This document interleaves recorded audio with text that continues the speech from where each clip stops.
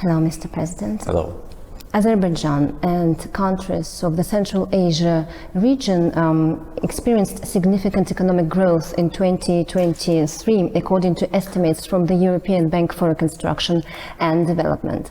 This strong growth is attributed to a high level of migration and remittances originating from Russia, which is under sanctions. Additionally, there has been an increase in regional exports and imports, including business with China. The outlook for 2024 shows the same positive trend.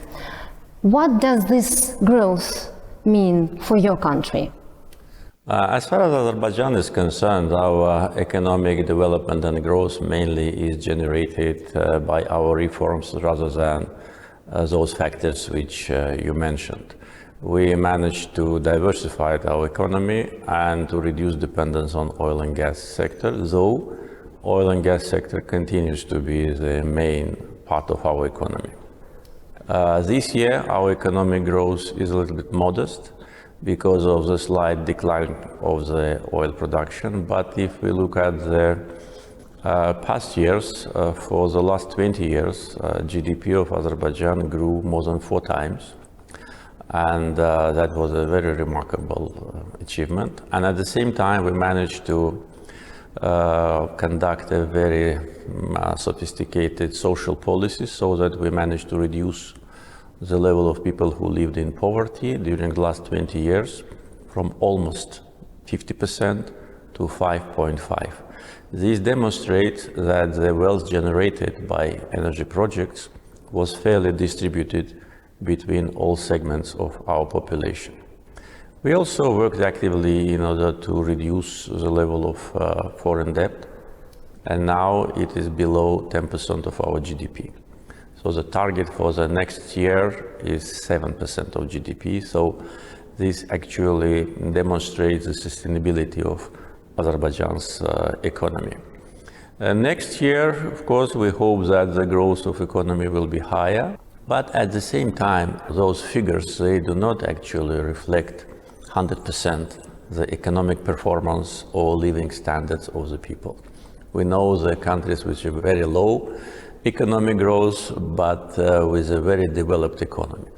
So the bigger your GDP is, the more difficult it is to add to that growth, especially in today's geopolitical situation, where 2 of our neighbors and one of the main trade partners, Russia and Iran, are under sanctions. Therefore, we need to take that into account. But our target and our strategy of 2030 is based on our own resources, our own financial capability, and investments, foreign and local, in the areas which will provide economic growth in the coming years. What are your future areas of development and investments? As far as the governmental policy is concerned, our state investment program mainly will be directed to the liberated areas of Karabakh and Eastern Zangezur. First, because we need to resettle former refugees as soon as possible. According to our plan, by the end of 2026, we plan to resettle more than 140,000 people. And for that, of course, we need to invest largely in infrastructure and housing projects, and also social infrastructure projects. At the same time, this area, which has been for 30 years under occupation, possesses a big potential in the area of agriculture, hydro energy, solar and wind energy, and tourism. So that will be a main area of the state investment program. With respect to foreign investments, of course, investments in fossil fuel projects will continue because there is a big potential in Azerbaijan with respect to resources and big demand in Europe for Azerbaijani gas, it's growing demand. But very remarkable development is related to renewable sources of energy. So I think this will be the main direction of direct foreign investments. We already last month inaugurated the biggest in the region, 230 megawatt solar power plant, fully invested by foreign investors, and up to 10 gigawatt of solar and wind power generation is planned to be implemented within the next 5-6 years. So I think this will be the main areas of investments, along with our agenda on digital transformation. Do you see competition in your region or rather a cooperation? Well, as far as Azerbaijan is concerned, I see cooperation, and that is mainly because of the policy of our country. We always wanted to protect Azerbaijan from any kind of a rivalry, from any kind of a geopolitical struggle or battle between big powers, and I think we managed to achieve that. So Azerbaijan is considered as a reliable partner to many international actors, big international actors, and we see a real result of that cooperation, because if we look at the energy development in Azerbaijan, you'll see a broad international presence. If you look at the transportation sector, you'll see that both corridors, south, north, and east-west, crosses our country, and our neighbors are benefiting from that, many countries in different regions also. And if you see at the situation with respect to the political development also, Azerbaijan is a country with independent foreign policy, which conducts its policy based on national interests. And also one of the important factors, not to transform your country into the area of confrontation or competition, is to protect yourself from international influence, I mean bad influence, and attempts to interfere into your domestic affairs. So we successfully managed to diminish these risks, and that's why Azerbaijan now is a country with a big international potential, good international reputation, and a country which managed to attract more than $300 billion of investments during the last 20 years. Energy supply has been a major topic for Europe over the last 2 years. What is your outlook for your country's energy business? Well, our energy development transformed from oil to gas. At the same time, oil production and export still is an important part of energy security for many countries. But the completion almost 3 years ago, the major gas infrastructure project, Southern Gas Corridor, which is an integrated pipelines system of 3,500 kilometer length, it created opportunity for Azerbaijan to increase the geography of its gas supplies. Today we export gas to Georgia, Turkey, Greece, Bulgaria, Italy, Romania, and we signed contracts with Hungary, with Serbia, and also Albania also will be part of our gas distribution plans. So you see how many countries in Eurasia, mainly European countries, are our partners. And demand for Azerbaijani gas is growing. And we positively responded to the request from the European Commission to increase the gas supply to European continent with respect to the sanctions on Russia. And this will continue to be an important part of our business. At the same time, I already mentioned the renewable sources of energy. We have a very windy weather today in Baku, which is actually the normal weather condition, and we have a huge potential of wind, especially in the Caspian.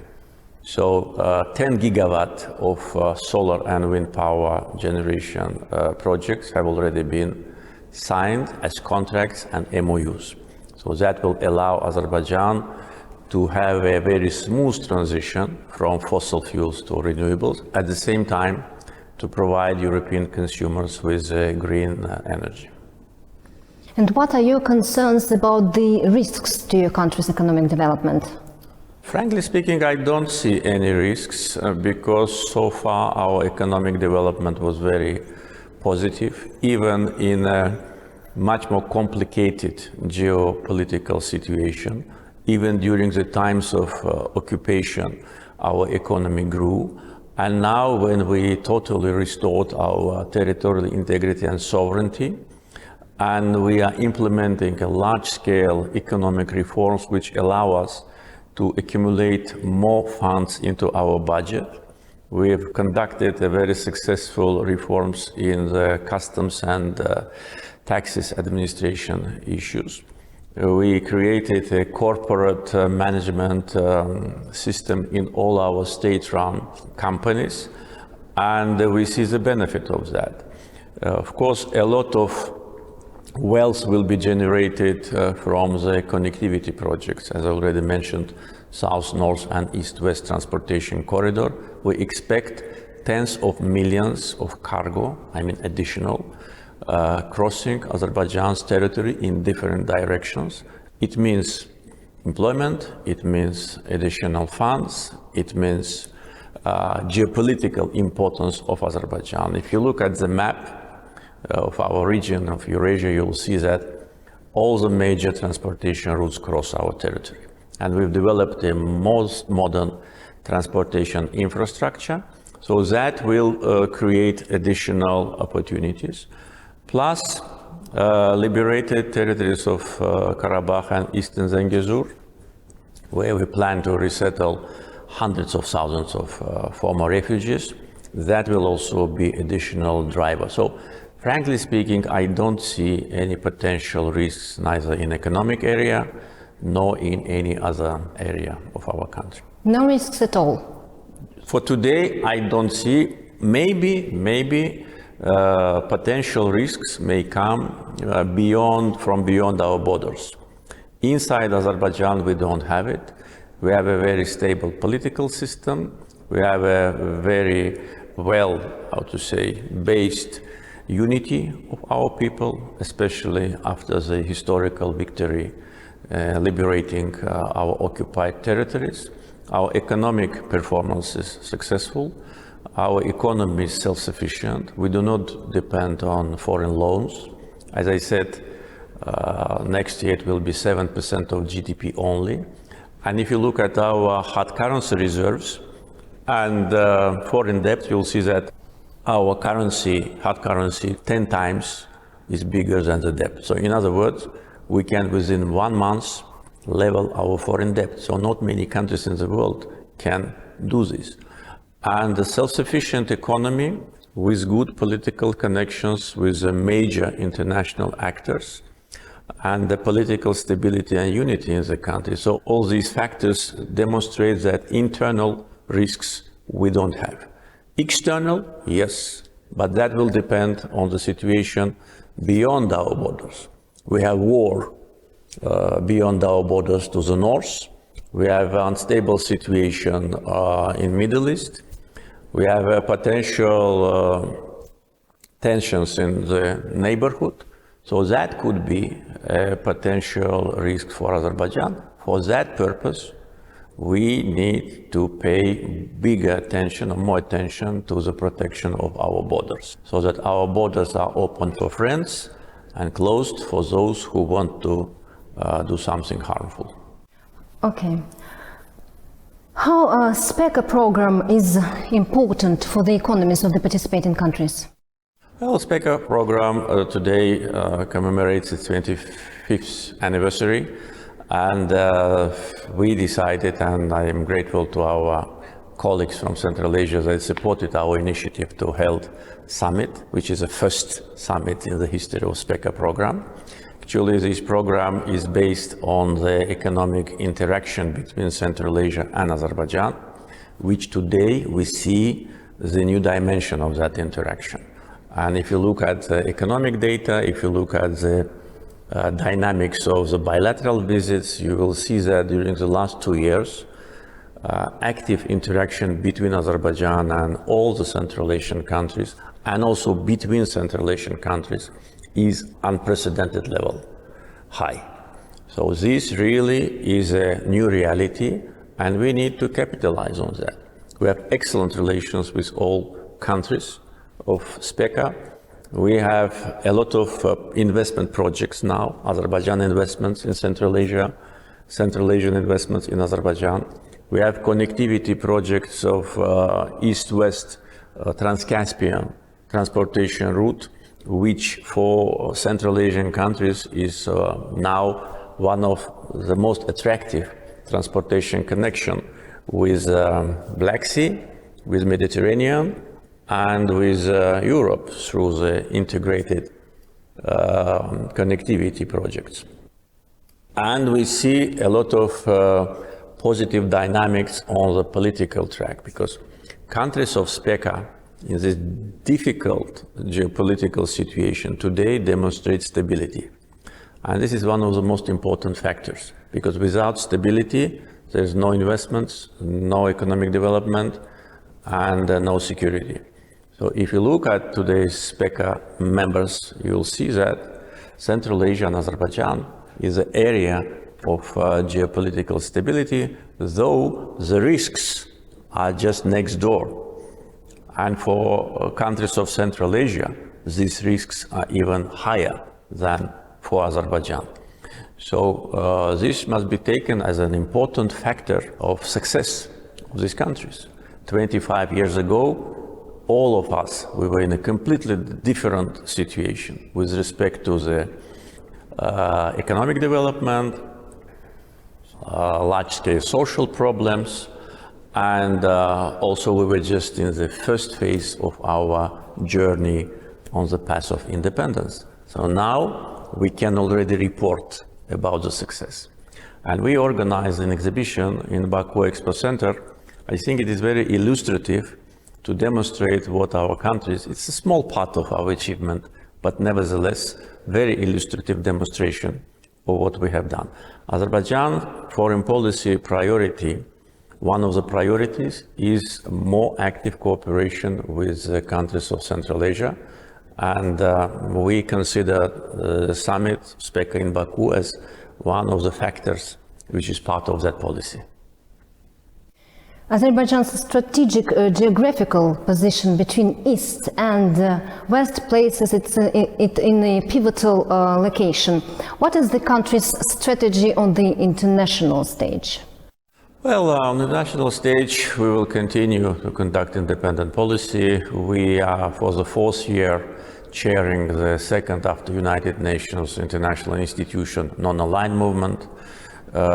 We, according to the overall opinion of many member states, 120 member states, Azerbaijan played an important role in bringing a new dimension and dynamics to non-aligned movement. We made a lot of steps on institutional development of non-aligned movement, creating a parliamentary platform, youth platform, working on the creation of the women's platform. We were very active on COVID pandemic issue, providing assistance to more than 80 countries.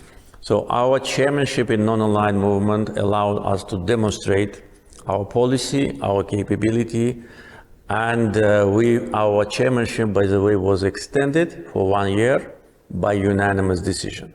120 countries, not all of them are in good terms with each other, but when it comes to Azerbaijan, all of them unanimously supported us.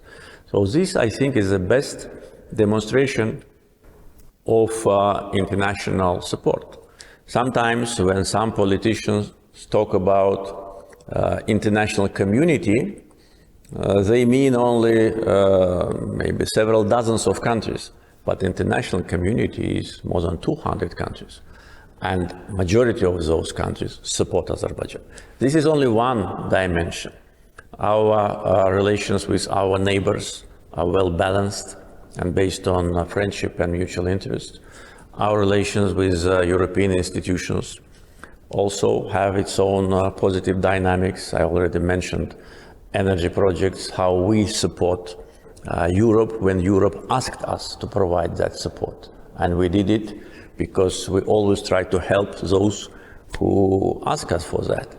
Our relations with Muslim countries is an example of solidarity and partnership. Azerbaijan is considered as one of the most active members of Islamic Cooperation Organization. So this covers actually almost all the members of international community, and our policy always was aimed at providing support when somebody needs it, and to demonstrate a friendly approach to all the countries.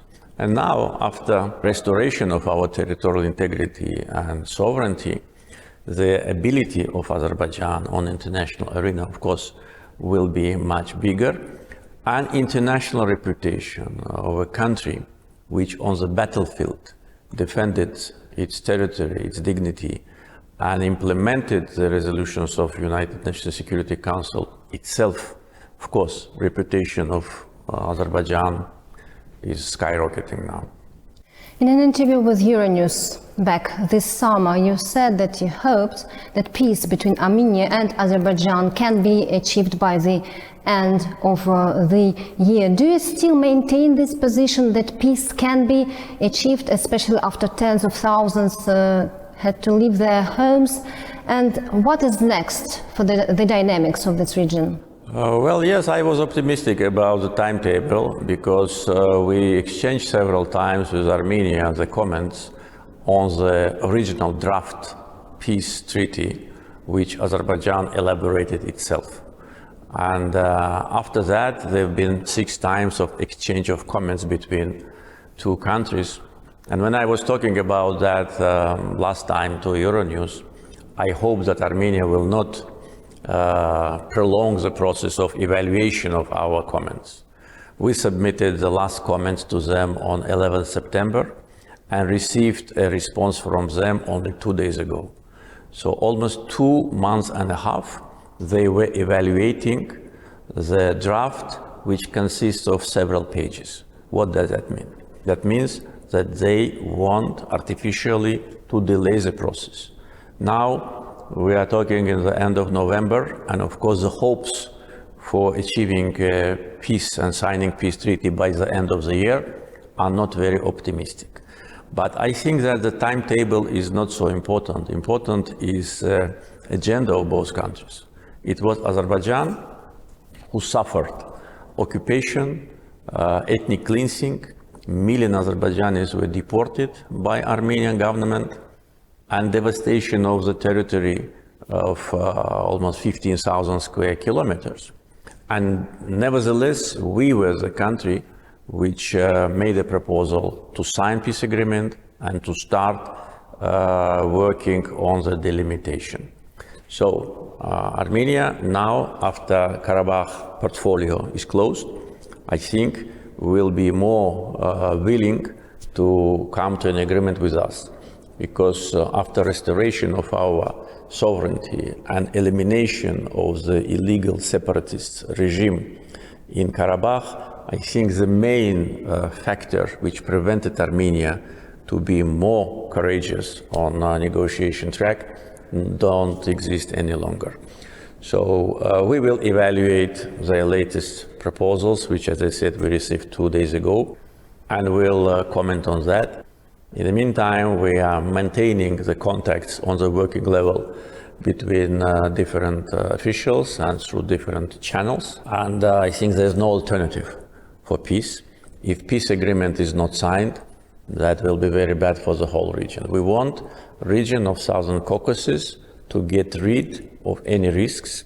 And of course, we want Armenia today and in the future never put under question our territorial integrity and abandon completely any territorial claims to Azerbaijan. So what are the conditions for peace to be achieved finally? Well, we elaborated 5 basic principles for which should be the basis for peace agreement. Mutual recognition of each other's territorial integrity, non-use of force, no territorial claims to each other, opening of the communications between both countries, and normalization of relations, and several other important factors. All of those have been based on international law.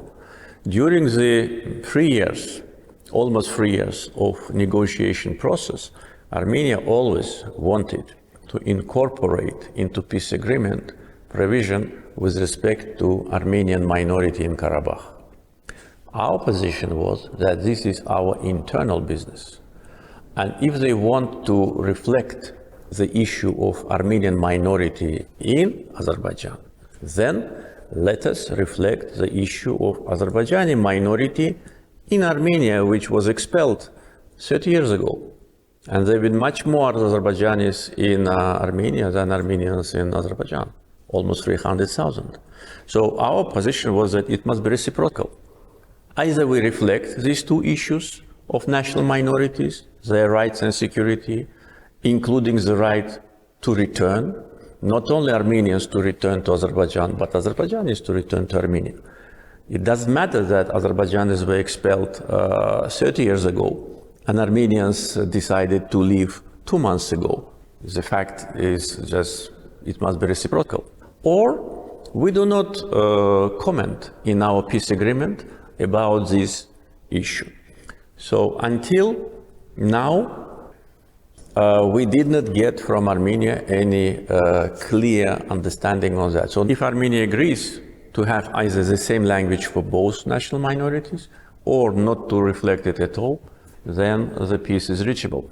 Because this was the main obstacle for Armenia when they were negotiating with us. So we will see how it goes, and frankly speaking, I don't see now, from logical point of view, I don't see any serious obstacle to sign a peace agreement. We say we need to sign it, they say it, but we need to deliver.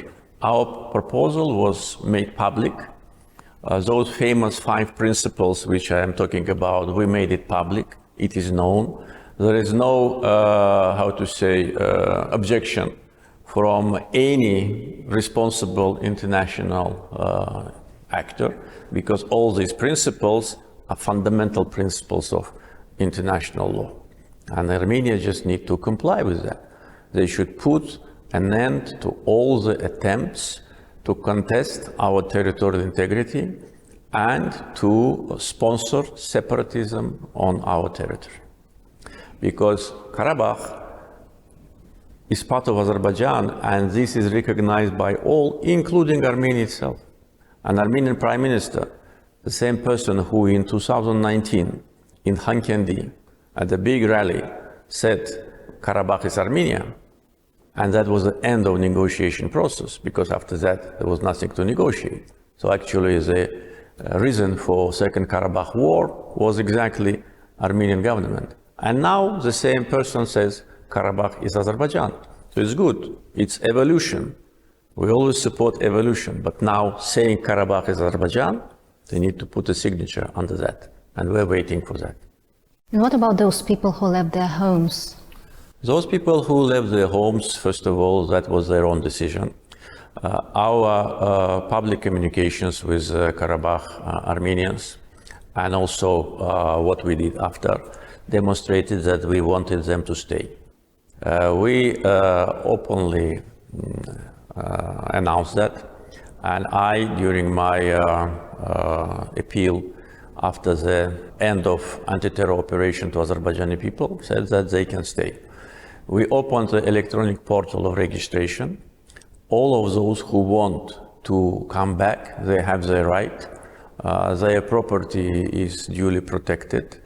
All the historical and religious sites are duly protected. In order to come back, they need to comply with certain regulations. And I was saying that many months before the anti-terror operations, those who want to stay, they need to apply for Azerbaijani citizenship, because how people can live in Azerbaijan being a citizen of other country, either citizenship or work permit or residence permit. They cannot live in Azerbaijan saying that they live in so-called Nagorno-Karabakh Republic, because Nagorno-Karabakh so-called republic do not exist. They invented it in their dreams, in their mythology. And if they want to live in Azerbaijan as citizens of Azerbaijan, of course they can. Azerbaijan is a multi-ethnic country, multi-confessional country. We have many ethnic groups in Azerbaijan. Some of these ethnic groups, the number of these ethnic groups, people who belong to them, is much bigger than Armenian population in Karabakh. And all of them live in peace, they enjoy all the rights and security. And in our proposal to Karabakh Armenians, which was, by the way, published, we also covered their rights for their language, for education, religion, municipal rights. They can elect their representatives through municipal elections and continue to live there. The decision to leave was their own decision, and according to information which we now have access to, that was a deliberate act of former so-called leaders of so-called Nagorno-Karabakh Republic. There was no need for them to leave, but when they decided to leave, we could not stop them. And we provided maximum comfort for them to live in peace. Unlike Azerbaijanis, who either been killed 30 years ago or been deported, tortured, arrested, and some of them had to cross high mountains and were just frozen to death in those mountains. All that was documented en route. All that was also documented when Armenians of Karabakh region entered Armenia. So all was done in line with humanitarian standards. But again, coming back to the question, they can come back. Of course, they need to register in the electronic portal, which we opened and which is available, that they want to come back, they want to take Azerbaijani citizenship. Several of them already applied for citizenship, and it is now in the process. Some Armenians decided to stay in Karabakh, and now they've been taken care of by our Ministry of Social Protection and Ministry of Migration. They registered. Not completely everybody left, but in order to live in Azerbaijan, for instance, if you want to live in Azerbaijan, what should you do? You should get a work permit, residence permit if you want to live for a long time, or citizenship. So how can you live in Azerbaijan being a citizen of, say, other country? It's not possible. The same is here. If Azerbaijani refugee who was expelled from Armenia wants to come back there, how he will come back? He will not come back and say, I'm here, resident of Western Azerbaijan Republic. No, he will come and apply for citizenship or work permit. Why should it be different here? And that's how it will work only. And through municipal elections, they can elect their representatives, which will be in charge of municipalities. All this information was delivered to Armenian representatives of Karabakh just after the anti-terror operation.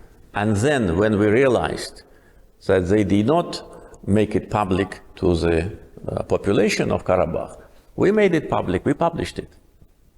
So this is a legal process based on international norms and standards. Again, I'd like to say that Azerbaijan is a multi-ethnic country, and no ethnic group in Azerbaijan ever had any concerns or any problems based on their religious or ethnic grounds. And anyone who knows Azerbaijan can confirm that. And by the way, today we have Armenian population living in different parts of Azerbaijan without any problems. Armenians and Azerbaijanis living side by side in Russia, living side by side in Ukraine, and even in the same villages in Georgia. And why they cannot live in Azerbaijan or in Armenia? I think they can. Thank you very much, Mr. President. Thank you.